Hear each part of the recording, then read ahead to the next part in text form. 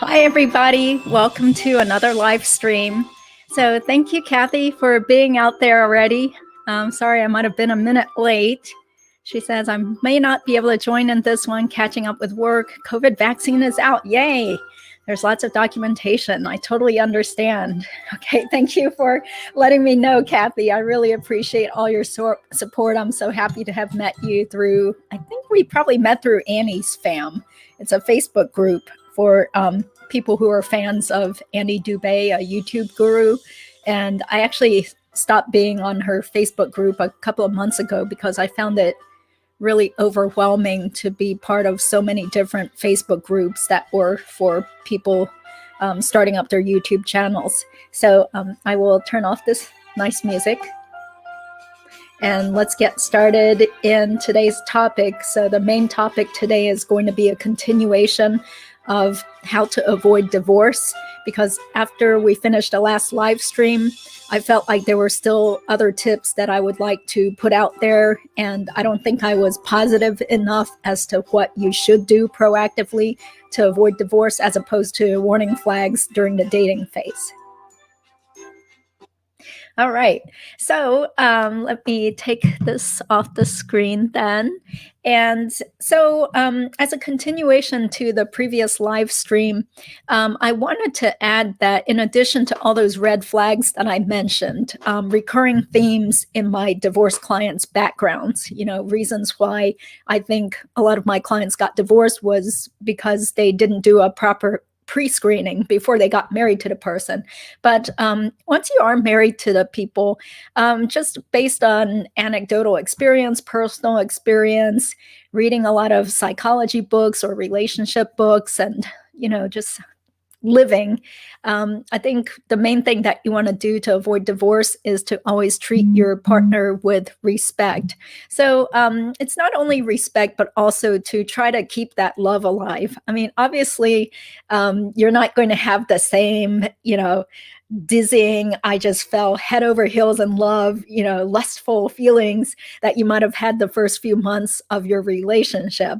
So, you still have to put your relationship first, make sure you make time for just yourself and your partner, and constantly think of the ways that the person enhances your life, thank them for it. Small gestures count a lot, just like even bringing the person like their favorite food, or giving flowers out of the blue, or just doing small little favors, like I don't know, anything that you can think of that might brighten the person's day or make their lives a little easier. It doesn't have to be a material thing, or even like a handwritten note that's a little surprise.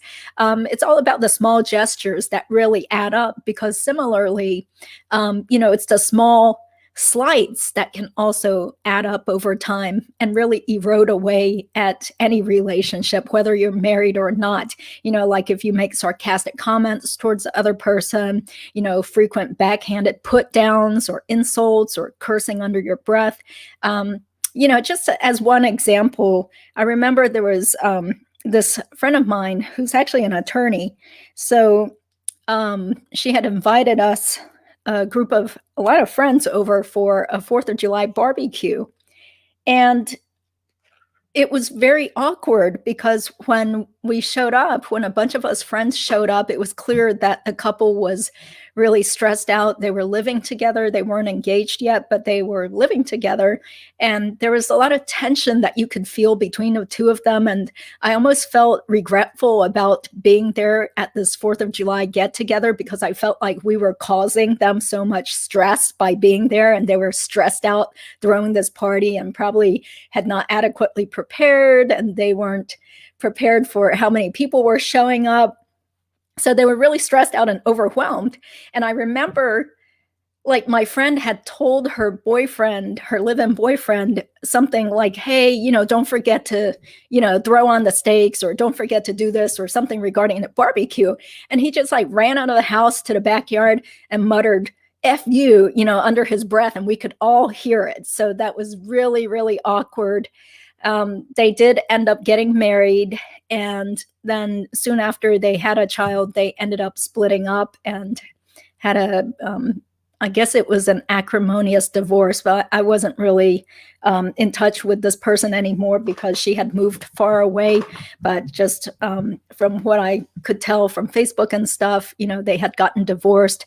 Although now, years later, they seem to be doing okay, which is good because they have a child between the two of them. But, I just still remember that incident where, her now ex-husband had cursed at her in front of everybody, telling her F you under his breath very loudly. And so, take that as a sign. Like if the person that you're dating is already disrespecting you like that, especially in front of other people, even, that's just like a bad sign of character. Like it would have been different. I guess it would have been slightly different if he had cursed at her outside the presence of several friends, but just the fact that he would even do that and not even think anything wrong about that, that was just really embarrassing and showed what kind of person he is.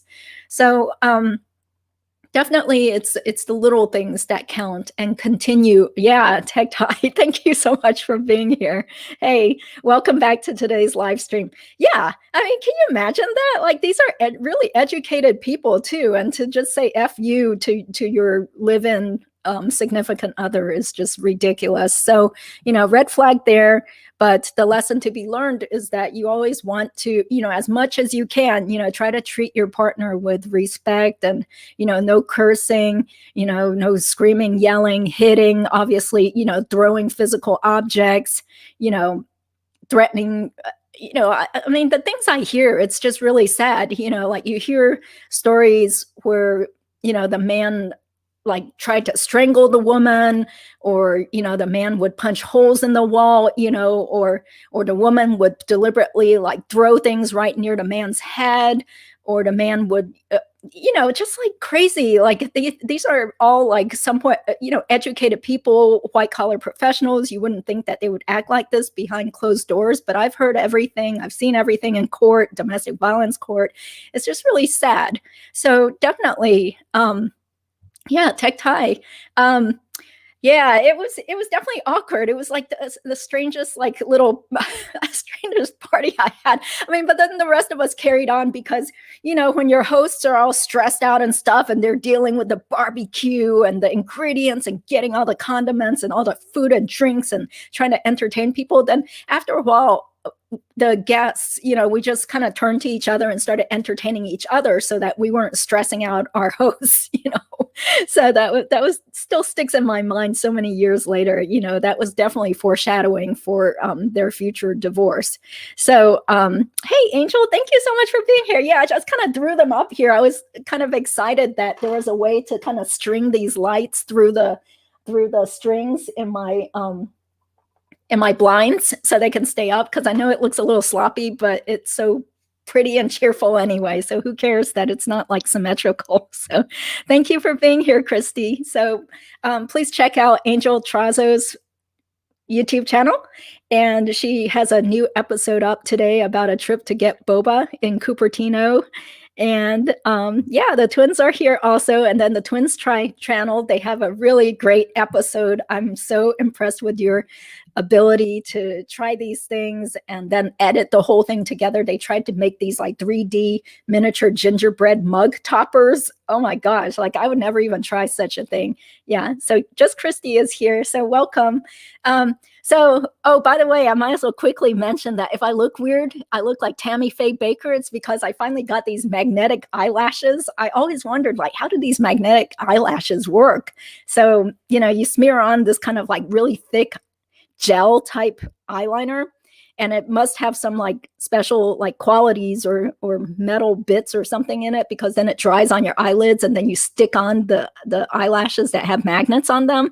So yeah, if I look funny, it's because I'm wearing those like fake eyelashes for the first time. I just thought, well, maybe I should try them, and they were cheap at Target. So hi, Rich. Thank you for being here. Rich also has a really nice YouTube channel where he showcases his life and all his buddies and fun stuff from San Diego around there. So, oh, magnetic nail polish. Yeah, you should try them. Yeah, I can't remember what brand these were, but I just like saw what got good reviews on Target.com, and it wasn't as expensive as some of the other stuff I had seen online, probably about $20. And I guess you can just keep wearing them until they totally wear out or something. So, oh, well, I wonder what do you do with magnetic nail polish? So, I mean, like, do you actually stick stuff on or something? Okay. So anyway, let's talk more about the whole legal, like relationship advice anyway, since I'm old and grizzled and I am a divorce attorney. So, okay. So I mentioned the things about how you definitely want to be respectful towards your partner at all times and try to keep your temper in check. Obviously some people are more hot tempered than others, but as much as you can, squelch your emotions and hostilities and times that you want to throw things or curse. I mean, try to take a deep breath, count to 4. What was that from? I think that's from Daniel Tiger. If you're feeling mad and you want to roar, take a deep breath and count to 4. And then 1, 2, 3, 4. Yeah. So sometimes you just have to walk away.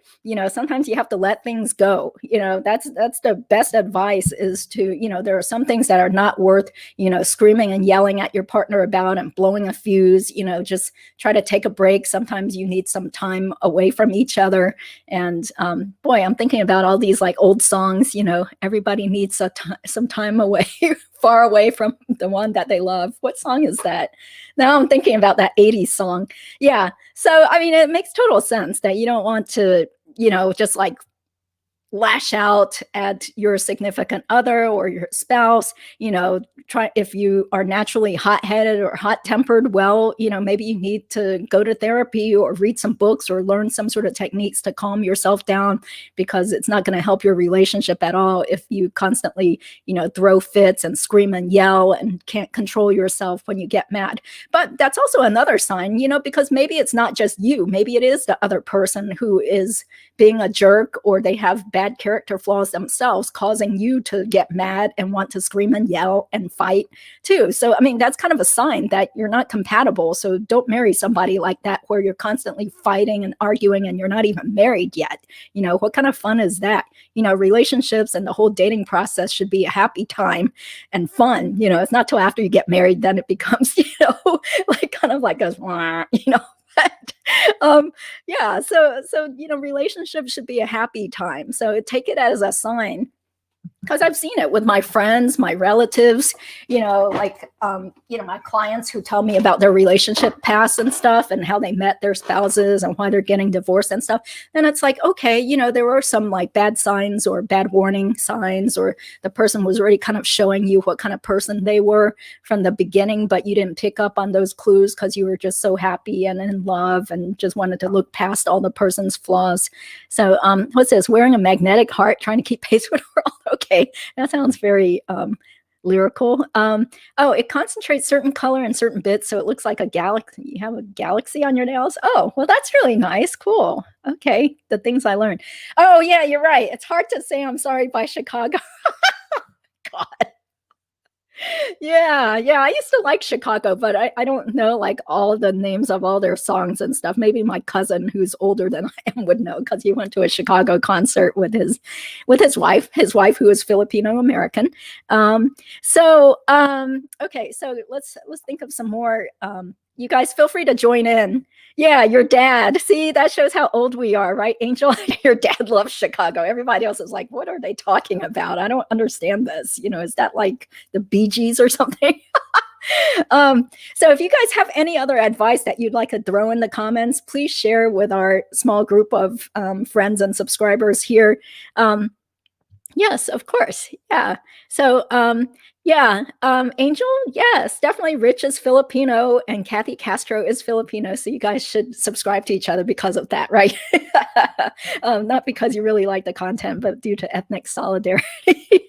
So, let me think of some other ideas. Okay, so you do like small little favors for each other, keep things happy and intimate, try to stay in love or keep the little romantic feelings alive, don't take each other for granted. And then, also another thing I thought I should mention is, friendships with people of the opposite sex. Obviously I'm assuming that people this is for like heterosexual relationships and stuff. So it's that time of the year around Christmas where sometimes you start assessing your relationships with other people, because it's time to maybe send Christmas cards or give Christmas gifts, or, like, am I going to send this person a holiday greeting, or do I cross this person off my Christmas card list because they never respond to me, or they don't seem to care about keeping in touch anymore.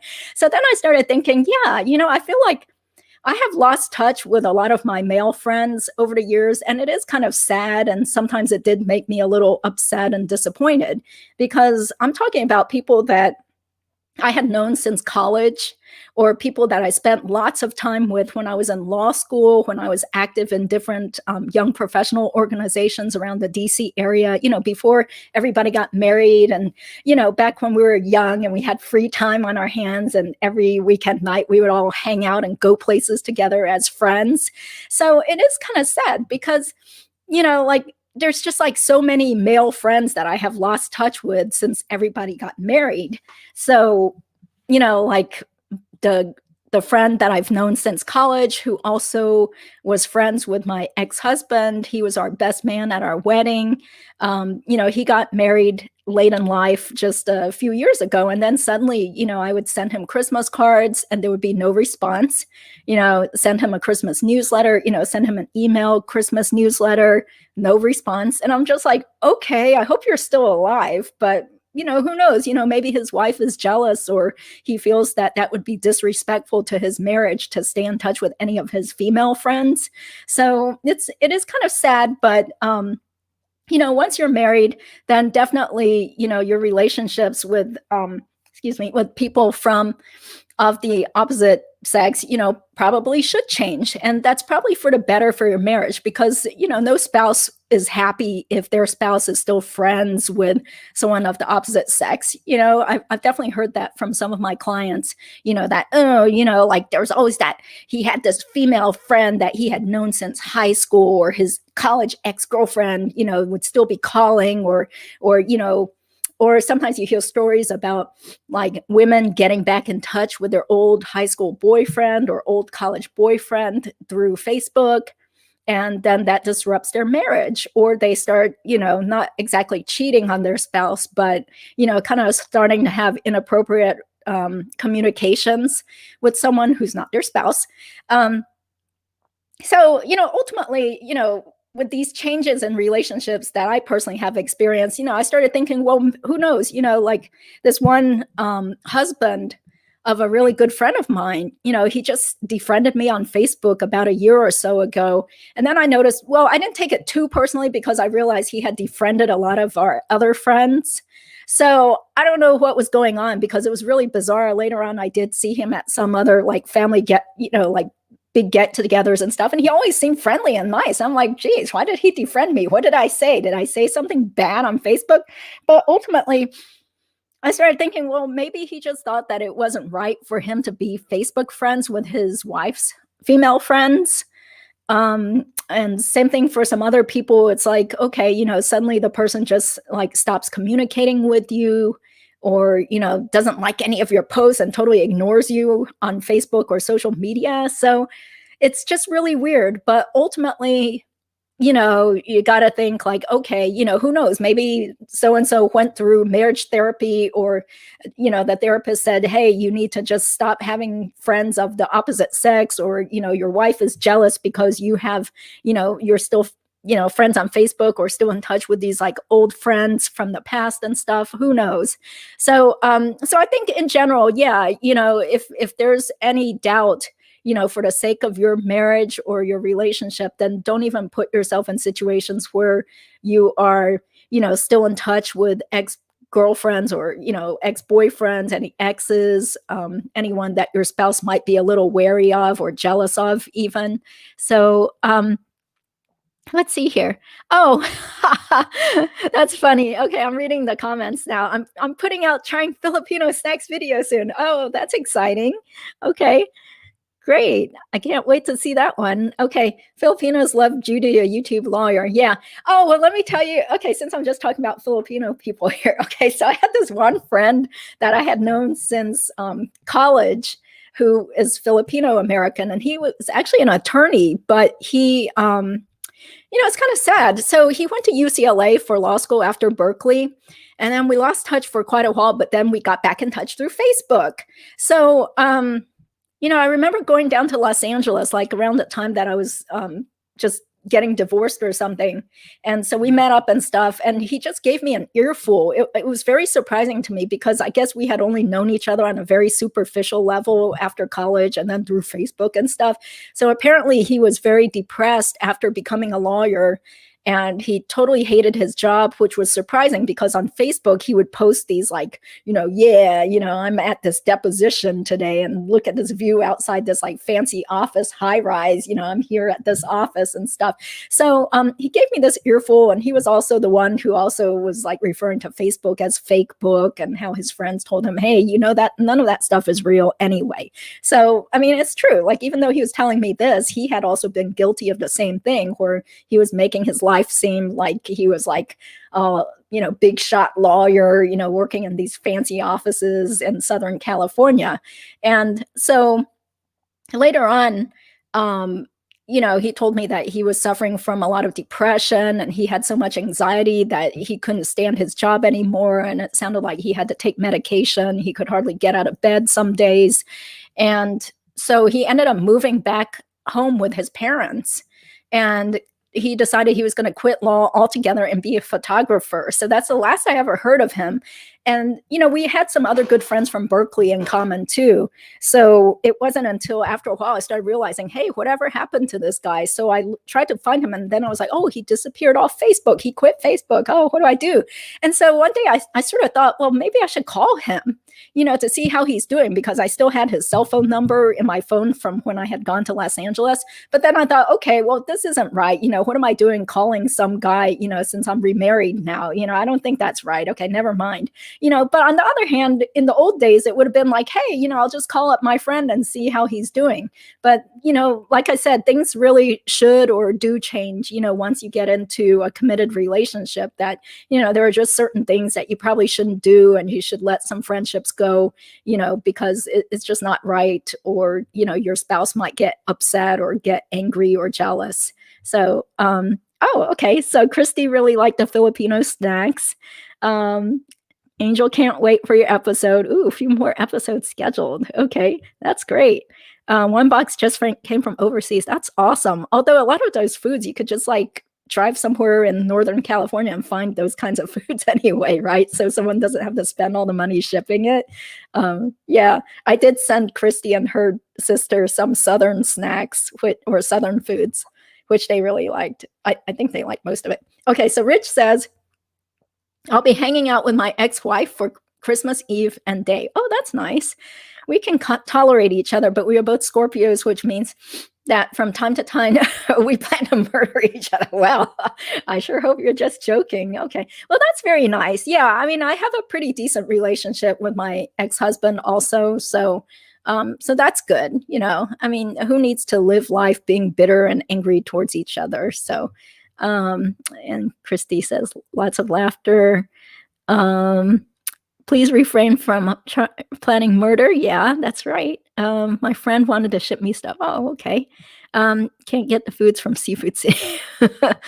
Okay, thank you. I'm glad you still use that Duke's mayonnaise. Yeah, Duke's mayonnaise is really good. I mean, I'm not totally crazy about it, but some people really, really are devoted to their Duke's mayonnaise. I don't know where to get Australian snacks. Yeah, me neither. I don't know. I mean, there's this place called Whole Foods Market. I think it's a chain, but I don't even know if it's open anymore, but it's not too far from me. But they would have all sorts of international foods, and it was really fun and clean, and, the prices were good. So, wow, stuff from Australia. That's great. Okay, so let's get back on topic here. If any of you guys have any other topics for keeping yourself from getting divorced, then please share that. I don't know if Rich has any tips himself, since he himself has already told us that he's divorced and has an ex-wife. So yeah, try to keep that happiness alive, and try to think about, the future and what kind of future you would like to have with your spouse, and what good qualities originally attracted you to him or her. And, try to just all the little things that can make the person happy, like, for example, ordering a gift for your spouse's mother or father. That's also a sign of respect, like being nice to the in-laws or being nice to the extended family.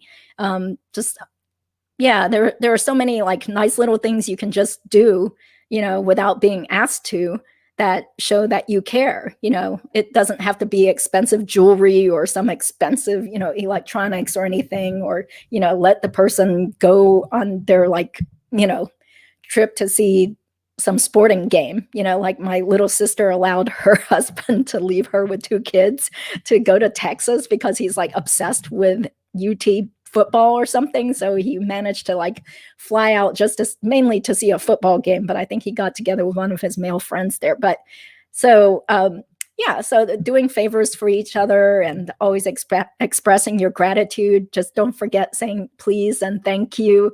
A little hug. Physical affection. Just small things go a long way. It all can either build up a relationship or eventually erode your relationship if you do small little negative, passive aggressive type things, or snide remarks, or, muttering curses under your breath. So Christy says, I need to get married before any thought of divorce. Laughing my ass off. Okay. Well, then interesting that you're tuning in. So I hope you're kind of keeping in mind this advice from us older folks, or me as a divorce attorney, so that you can avoid divorce. So yeah, same thing for Angel. Yes, Angel is young. Yeah, you guys are like in your 20s, right? So Judy's giving us some good relationship. Yeah, exactly. So yeah, goes without saying. I don't know if you guys already tuned into the previous episode, but I did say, the major red flags are clearly, if the person is abusive, physically abusive, even once, that's one too many times, emotionally abusive, puts you down, makes you feel bad, constantly looking at other people, wants to have an open relationship. That's a real negative.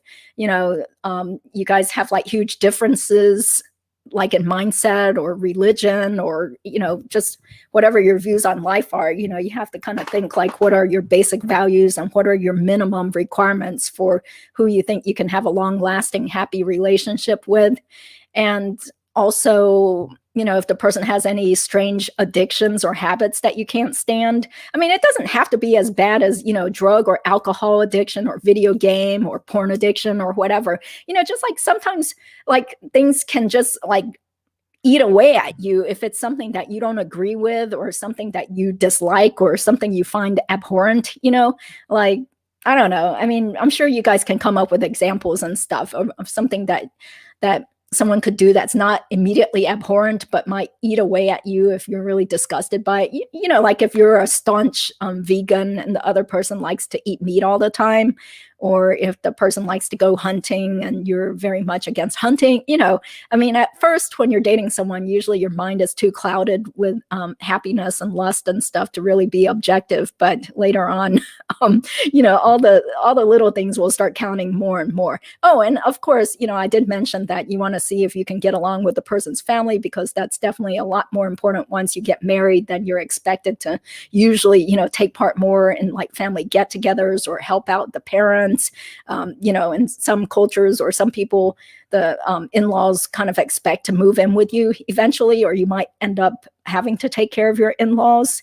Or there could be like a deadbeat younger brother or deadbeat person in their family that you might end up having to financially support or help out, or who knows what. So their family problems are going to become your family problems. So definitely get to know the person's family, extended family, meet them, spend time with them, see if you like them. If you see red flags, or you already know that you can't stand being around them, well, then tread carefully and think, do I really want to be married into this family for the rest of my life? Or worse yet, have these in-laws come and move in with me. So yeah, because I do remember like my mom's friend, this lady who is a really good family friend, she did tell me multiple times she told me and my older sister that her mother-in-law ruined her life. My mother-in-law ruined my marriage. Like she was very angry about it, and she would tell us girls as many times as she could to try to warn us against getting into crappy relationships with guys whose mothers were overbearing or just disapproving of us and stuff. So yeah, I think this family friend, she made it sound like her marriage was really great and stuff at first, but then the evil mother-in-law came and lived with them for a chunk of time and was constantly carping on her and saying, why is my son taking out the trash? He has a PhD, because he was an engineering professor.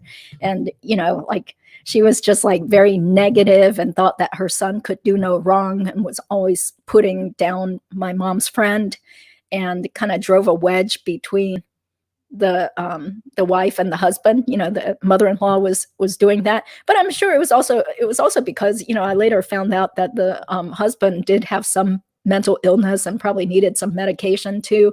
So yeah, I mean, just another anecdote that if you marry into a family where they don't approve of you or they don't treat you with respect, it's not going to get any better once you guys get married anyway.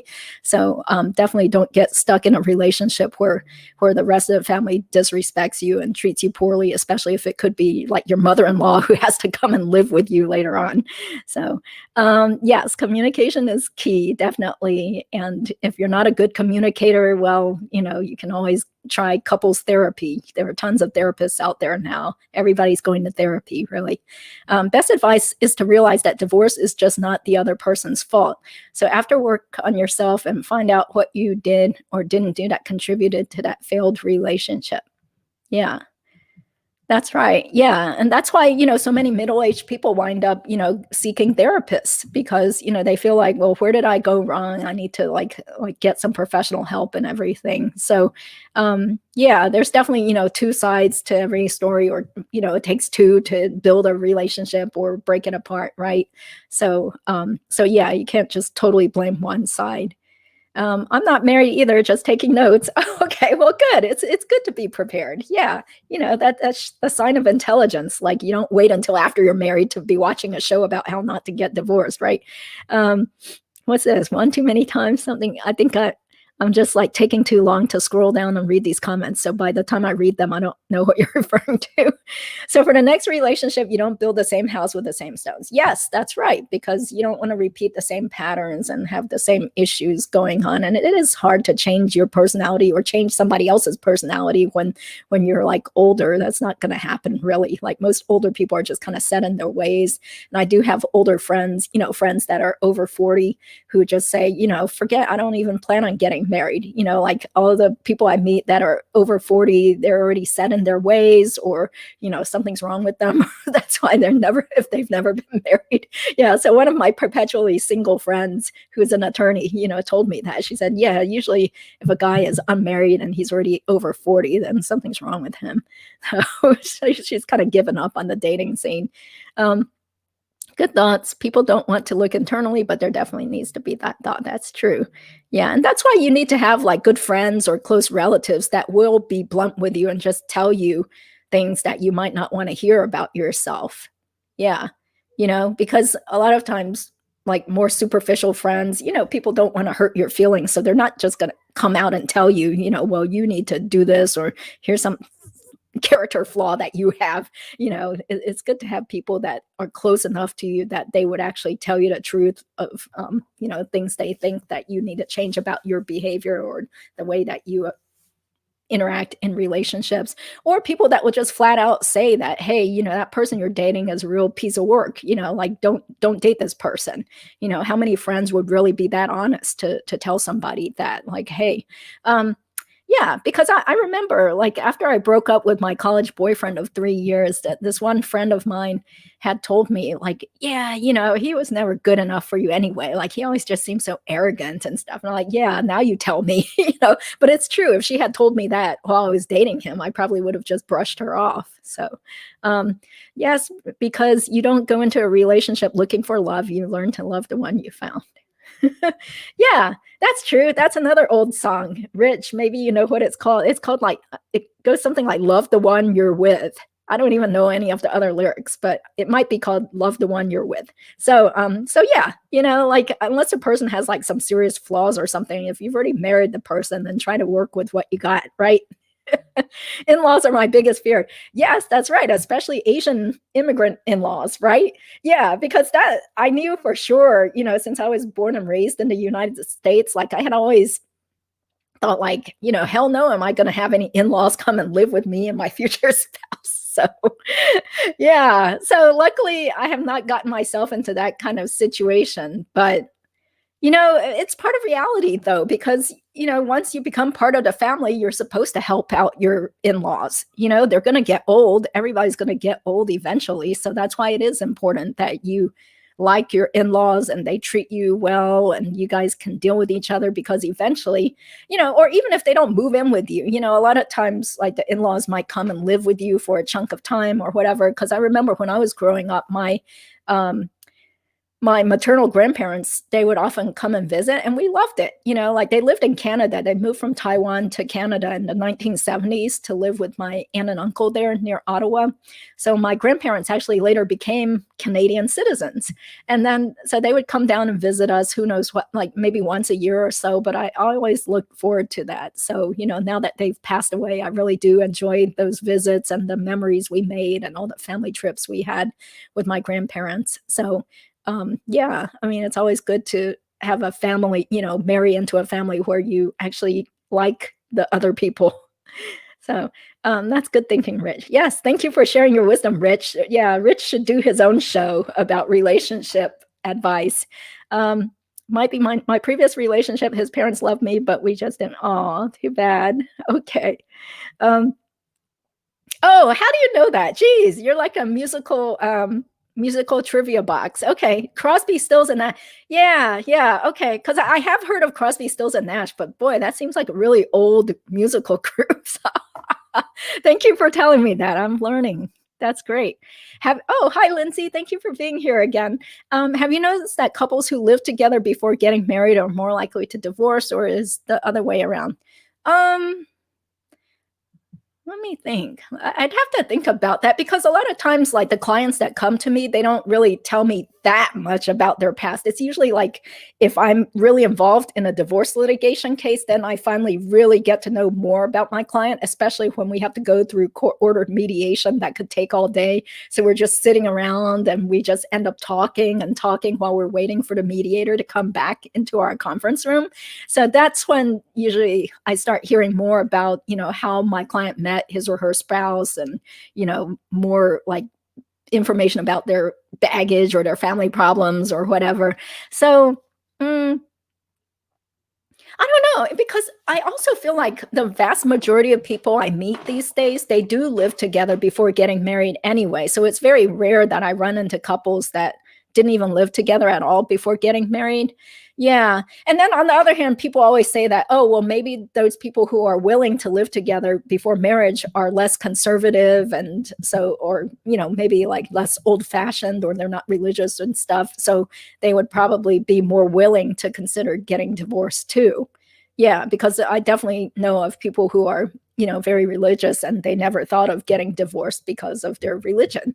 So, yeah, so it's really hard to draw any sort of conclusion. I personally think that it is a good idea to live together at least like, a few months to half a year before you get married, because it is very different to live with someone compared to, just seeing them whenever you're all happy and well rested and in a good mood and trying to put a good face forward. So, I mean, the same thing with friends. Like, haven't you guys ever found out that, you tried to become roommates with one of your friends and then you didn't like each other anymore? So similarly, when you get married and you have to see the person, at their worst, or, just when they're tired after work, or they're in a bad mood, or, just see the person schlepping around in their underwear and with their hair a mess and stuff, and picking their toenails. So yeah, it's definitely different, to live together with someone, whether it's a romantic partner or someone that, you're friends with anyway. So I do recommend that people at least live together for a little while. I mean, ideally, if your goal is to get married, you would want to at least be engaged or say that you're engaged or something before you move in with each other. Because on the other hand, if your goal, for a lot of women, they do want to get married. They don't want to waste time with somebody. So they probably would feel more secure knowing that, well, at least we're engaged and we're planning on getting married before you finally, sign a lease together. Because that's another thing, total side note here. But since I'm on some legal plans, every so often I get these calls from angry people who are mad because they rented a place together with someone that they're dating, but then their partner, runs out on them. They have a fight, and then one of the partners runs away, and then the other person is left holding the bag because, whenever you sign a lease, the landlord will say that you are jointly and severally liable for the rental, for the rent payment.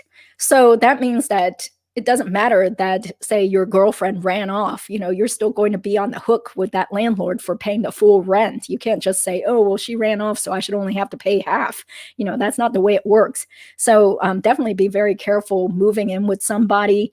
Try to make the lease agreement as short as possible, just in case, things go sour, you can't stand to live together anymore. Or, one person just runs off and leaves the other person holding the bag for paying the rent and stuff. I've heard that happen so many times. So that's just another bit of legal advice to throw out there about relationship related. So let's see. Hey, Steffi, never live with your friends. Yeah, that's true. That's true. Yeah. Because those times that I did live, I mean, I learned so many lessons when I was in college at Berkeley, and one of them was how to deal with roommates. That was just like a whole added stress. In addition to dating and relationships and stuff when you're at college, it's also, when you're trying to deal with your roommates and all the drama that can come, like if they bring boyfriends over or, they're totally filthy and disgusting, like things that you didn't really notice when you were just friends with someone. It's not until you really move in with them and live with them for over a month that you really start seeing a lot of things that could become huge issues. So, okay. So if anybody else has any other relationship advice out there about how to avoid divorce, then please feel free to chime in. Otherwise, I'll go ahead and move on now since it's been like 41 minutes. To talk more about collaborative divorce, because I thought I covered it pretty well in my quick little video recently. A few days ago, I put out a video about collaborative divorce, what it is, the process and everything.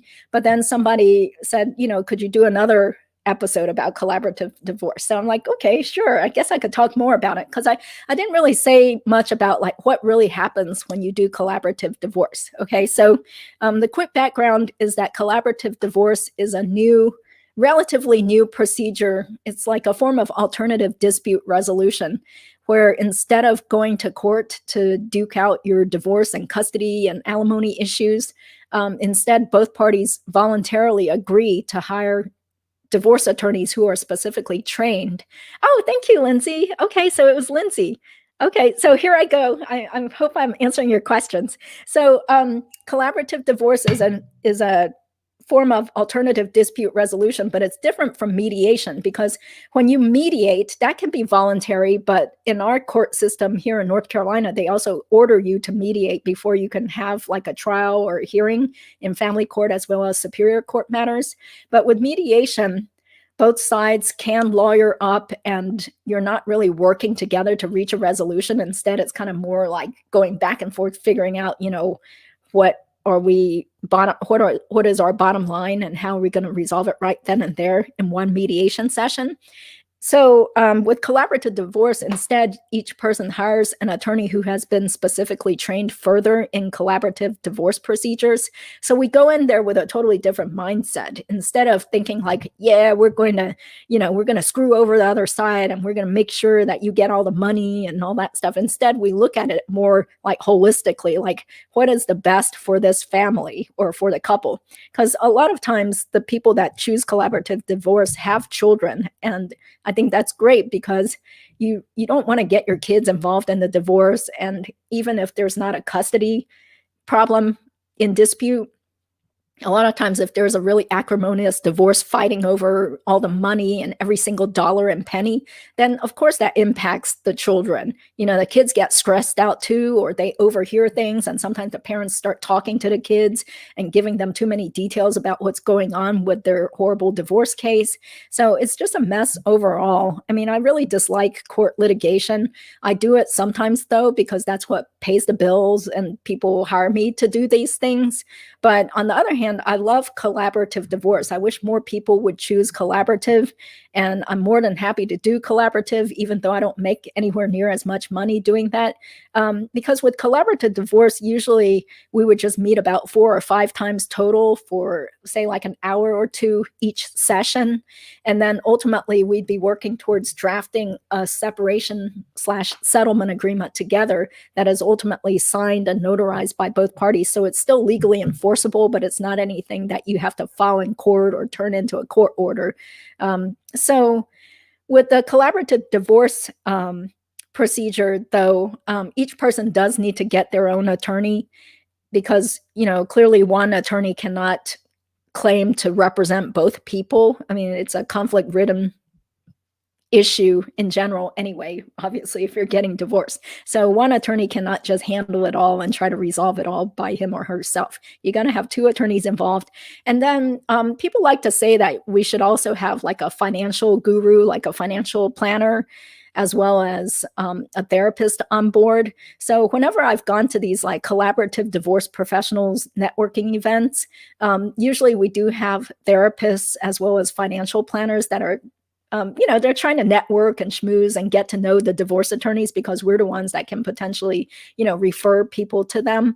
But on the other hand, a lot of times people come to me and they're like, we don't have the money. We barely can afford this and that and stuff. And I'm like, okay, fine. You don't have to hire this therapist or you don't have to hire this financial planner. But, as a resource, if you do need to consult with a financial planner or you guys feel like you need to also, go off just the two of you and have some marital counseling, this is the person that I recommend. So it's not required that you also hired a financial planner or go see a therapist or something, but those are also collaborative professionals that have, hopefully also learned about the collaborative divorce process and can help people too, if needed.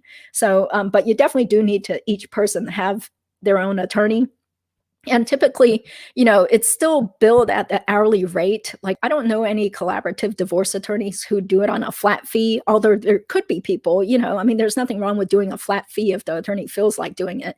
But I personally kind of feel like, there's no way to tell in advance how long the whole process is going to take. So there's no way I would ever do it for just a flat fee. Normally I would ask for initial retainer deposit of at least like 3,500 to 4,000 to 5,000, it just depends on how complex the case is. And then bill per hour for my time. And the same thing goes with the other attorney representing other spouse. Like they're going to also have to give a retainer deposit to their collaborative divorce attorney and then most likely get billed by the hour too. So the first time we meet, normally we go over the collaborative divorce pledge, which is like, it's been a while since I've seen it. It's probably like 5 pages long. It has a lot of, feel good language, but, it is enforceable also as a contract, just basically saying that, each person understands that this attorney only represents this person. And these are the provisions regarding the payment and how much you're going to be charged.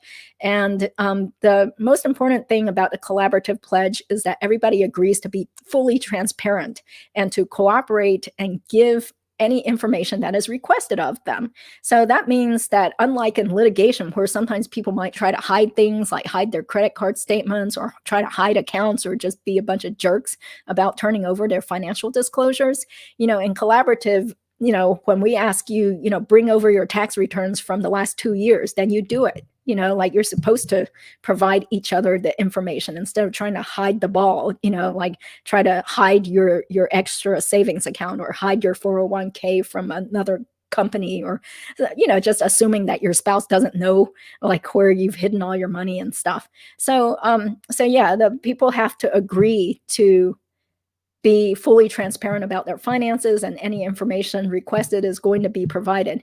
And number two, the second important thing about doing a collaborative divorce pledge is that you agree that if for some reason you guys reach an impasse and there's no way that we can try to resolve things after about five joint visits, then that means that neither attorney can represent their client anymore in litigation. So we're not supposed to be the litigation attorneys, and each person is then going to have to start afresh with a litigation attorney. So that's supposed to be like a disincentive for people to just, give up and be like, well, I'm not getting what I want, so I'm out of here, So because most people, by the time they decide they want to do collaborative divorce, they have already read up on it or gotten sold on it by their attorney, and they do want to keep things confidential. That's another great thing about collaborative divorce, is that the whole entire process and all your financial information, your custody arrangement, any discussions, it's all supposed to remain confidential. It's not anything that's going to be filed in court. So that's another awesome thing about collaborative divorce is that everything stays confidential, because there is a lot of mudslinging going on. Because normally when you go to court and you file, or someone files the initial it's called a complaint, when you get the first complaint filed against you, oftentimes the person does include some nuggets of negativity, like mudslinging stuff, like, yes, the wife found a bunch of condoms in the man's suitcase, when he was on business trips, or he had affairs, or he would go to prostitutes all the time and strip clubs, or she was mentally ill and threatened to kill herself multiple times, had to be committed. People do put these things because it is relevant in terms of trying to argue that you should get, like alimony, or you were subjected to indignities during the marriage, so you should get alimony. Or when they're trying to argue and say they should get more than 50% of the marital assets. So you do see these like embarrassing, salacious accusations that are brought between people who are getting divorced. Oh, and the same thing with custody cases. In custody cases, people often say a lot of nasty things about the other parent, he would like, not feed the children, or he would frequently curse and yell and smack the kids around, or she's mentally ill and possibly bipolar, but refuses to seek treatment and wouldn't take her meds. There's just like a lot of ugly things that you see in these like family court filings. And obviously once you wind up in court, there is a lot more ugly stuff that is said about each other. So why have all this like family drama and dirty laundry aired about yourself, and it's public record where people could potentially still look up the court file years from now and still see all these really bad negative things that your spouse said about you?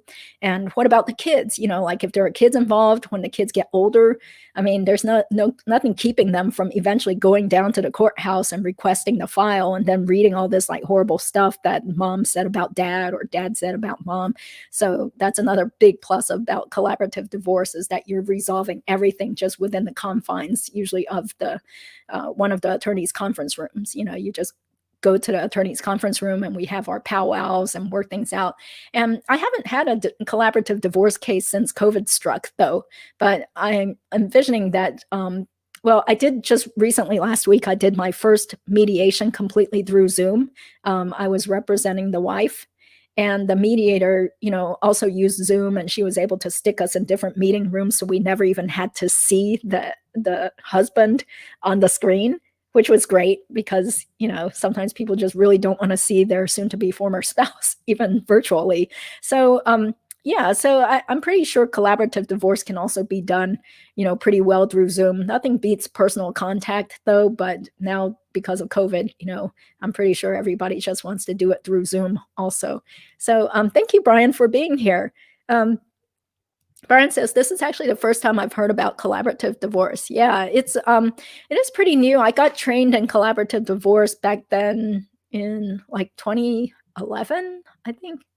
Yeah, I think it was around 2011 that I went to Richmond, Virginia to go there for, I don't know, it was almost a whole week long, like training that was done by, I think it was called like Commonwealth Mediation, a couple of older attorneys who, trained us in the collaborative divorce techniques and, how to deal with people and how to run the show. And, we did a lot of like mock sessions.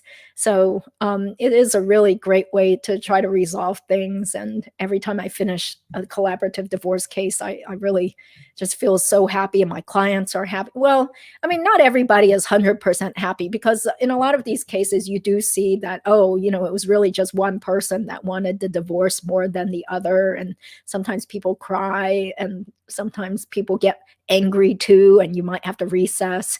So you do have to really, if you're the professional involved, the attorneys, we almost have to be like therapists, where we have to be able to keep our own tempers in check, and, to be able to listen and persuade people, sort of. And, of course, sometimes we do have our own private sessions too with the clients. It's not always done as a group, because if there's conflict and stuff, I've had some clients that wanted to ask me, well, what would I possibly have to pay her in alimony if we had to go to court?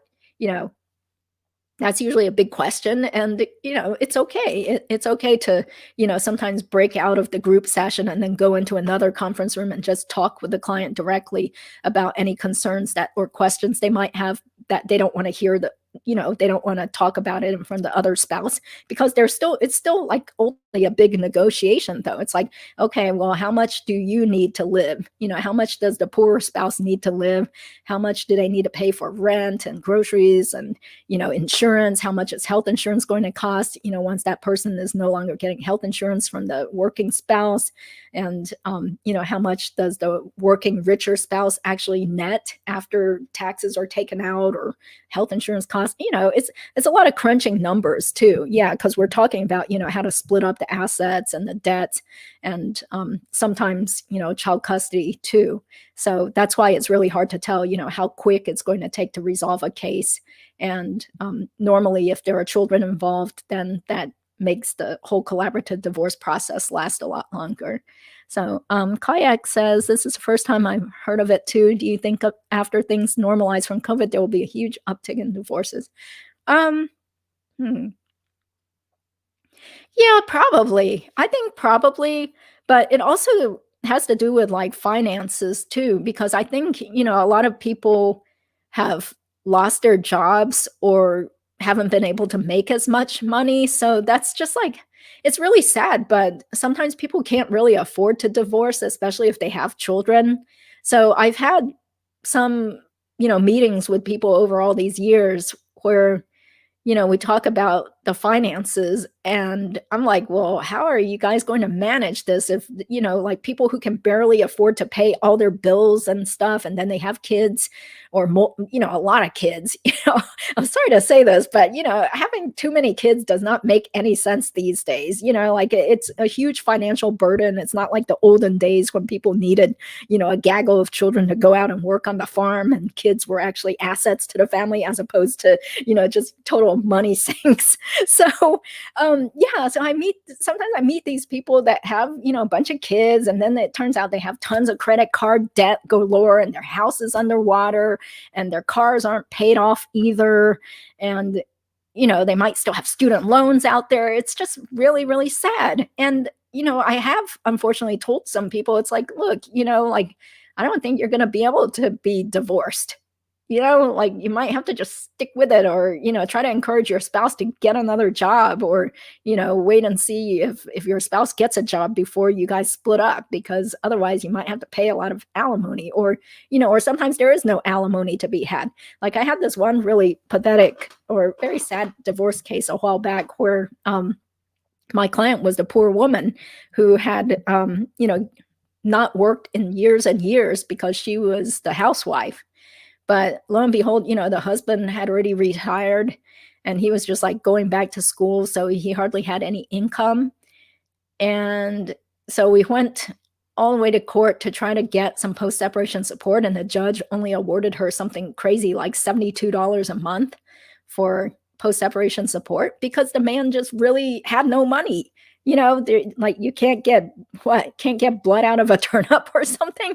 So it's just really sad. So, people should avoid getting into those kinds of situations where like one person totally ruins their earning potential and never goes back into the workforce. And then, by the time you split up, then financial situations have totally changed and there's no money to be had because in addition to, the spouse not working and then the husband, just getting retired or quitting his job or something to go back to school.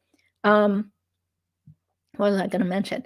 Yeah, they just never saved up any money. They just spent and spent, and they had kids, and so there was really nothing that she could get out of it. They didn't even own a home, so it's just really sad. So that's why I kind of think like I think there will be more people wanting to get divorced, but then on the other hand, there might very well be more people who can't afford to divorce if they have kids together and the finances are so bad that they still have to just share a roof at least because it's cheaper to live together than it is to, for both of them to have a place, especially, if you have kids, then each person needs to have a place that's big enough with the rooms for the kids. I've seen this happen with a lot of families, where it's like the dad wants to save money by moving into like a studio apartment, but it's like, well, then where do you expect your kids to sleep when they come and visit you? That's not going to look suitable. The judge isn't going to give you joint custody if you have a studio apartment and you have two kids that are like pre-teenagers or older. They're not going to sleep on the floor on a mat, or sleep in the same room with you on the floor. That's crazy. So yeah, there are so many considerations when people get divorced. Everybody's case is different. So it looks like, wow, a lot of people have actually joined us, and it's too bad it's already an hour now. So I did want to just make this roughly about an hour. So if anyone has any really quick question, feel free to type it in a comment box. But I think we pretty much covered like the positive things that, in my opinion, people can do to try to avoid divorce, in addition to all the stuff that I already talked about in the previous live stream. And then we also expanded upon, collaborative divorce and how that works and, the nitty gritty of the process there. But I do have another great thing to say about collaborative divorce is that every single divorce case that I've handled collaboratively has settled. So that's the most awesome thing. Like I've had cases where, someone was already actively cheating on the other spouse, but yet, we were still able to resolve it because nobody wanted to go to court. So, and plus, we had, in addition to me, the other side also had a really good attorney to work with. So, because sometimes there are some divorce attorneys who say they do collaborative, but then, from what I've heard, I haven't personally experienced this, but from what I've heard from other attorneys, they'll be like, yeah, that person says that she does collaborative, but really she just approaches it as if it were like a litigation mediation and there was nothing collaborative about it. And I don't think she had that right mindset or the personality to try to help the family as a whole. So, yeah, I mean, it's kind of touch and go. I guess normally people would look at Google reviews or just, pay for a one-time consultation with someone who says they do collaborative divorce and see if you feel comfortable with that person, to help guide you through this thing, which hopefully would resolve the case in a matter of like a month or 2 months. The longest any of my collaborative divorce cases lasted was about 2 months, barely. So as opposed to litigation, which can drag on to like a year and a half. Some people say even more, but most of the time in my county, it doesn't last more than a year and a half at the most. So, oh, Ken. Hey, Ken. Thank you so much for being on so many live streams. I really appreciate it. Thanks for the videos. As I mentioned before, my son is headed to law school next fall. Okay, great. Congratulations. You're an engineer. Awesome. You must be very intelligent. Talking to him about law is much more interesting. Yeah. There are just like so many legal issues. Like I was already thinking about like future topics for videos, and there are just so many topics to talk about. So I'm going to talk about another US Supreme Court decision in an upcoming video. And then I was thinking about also doing another short video. So there's just like so many legal things going on. I'm sure you guys see it all in the news now, all the election law stuff. I'm not an election law specialist, so that's why I haven't covered any of that stuff. Yeah, but definitely let me know, Ken, later on when you figure out what law school your son is planning to go to, and I hope it doesn't cost too much money. Maybe he'll get a scholarship or something. So, hope things work out for him. So, I think that pretty much wraps up today's live stream, and I really appreciate you guys all being here, especially on a weekday night. It's getting late. I am so pumped and so thrilled that I mean, so many complete strangers have become like my friends and stuff out in YouTube world, and so many people are so supportive and very kind. So hope you guys all have a good night and tune in tomorrow night for a premiere of my next Days in the Life of a Lawyer Part 4 video. I think it's going to be out maybe tomorrow night around like 8 p.m. Eastern time. And I'll do another short this weekend and probably do another live stream on Sunday night. So have a good evening then. Thanks again for being here.